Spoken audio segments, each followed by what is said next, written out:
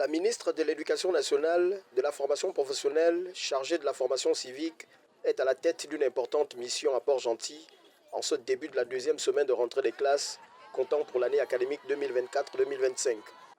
C'est en salle des réunions du gouvernorat de province que Camélian Toutoum-Leclerc a choisi de rencontrer les autorités administratives, militaires, les auxiliaires de commandement et partenaires socio-économiques pour décliner le bien fondé de sa mission dans la cité de l'Or-Noir. Nous sommes dans la phase 2 de Pise. Pour ceux qui ont suivi l'actualité, nous avons fait la phase 1 à Libreville, dans le Grand Libreville. C'était 14 établissements et ici, nous avons 5 établissements qui vont être construits et 3 qui vont faire l'objet de réhabilitation et d'extension. Parce que vous savez que nous avons des tensions ici en termes de scolarisation des enfants, des effectifs pléthoriques. Et la dernière commission d'orientation, et 6e encore, nous avions des points d'attention. La population grandit, les besoins de scolarisation également sont importants.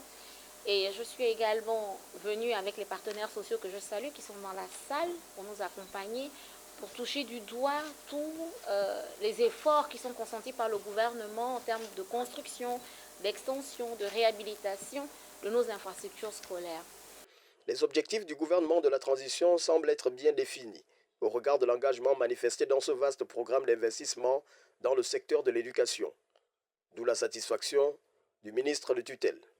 Aujourd'hui, grâce à le bailleur, l'AFD, nous arrivons à construire des établissements qui nous font envie. Tout le monde regarde ce qui se passe au Gabon. Nous avons des modèles types de construction, de pré-primaire, primaire, collège, ce qui permet de concentrer l'enfant à un endroit. Il commence à l'âge de 3 ans et il termine, pour certains établissements qui avaient commencé au collège, la classe de 3e, mais maintenant même tous ces collèges-là deviennent des lycées. Donc il peut terminer jusqu'au bac en changeant simplement de portail. Donc là, ça permet de rapprocher l'école des familles et surtout de permettre à nos enfants d'apprendre dans de meilleures conditions et permettre à nos enseignants d'enseigner dans des meilleures conditions. Les choix ont été faits de manière objective. Il y a eu des études qui ont été faites pour voir là où nous avons des tensions, là où nous avons des effectifs pléthoriques, là où il faut rapprocher, éviter les distances entre l'école et les familles, les enfants. Parce que plus l'école est éloignée, plus il y a des coûts de transport derrière et les familles en pâtissent. Donc le gouvernement est vraiment en train de travailler d'arrache-pied pour matérialiser la vision du chef de l'État, son Excellence le général de brigade Brice Clotaire Oligui Nguema, qui place l'éducation et la formation au cœur même de ses priorités.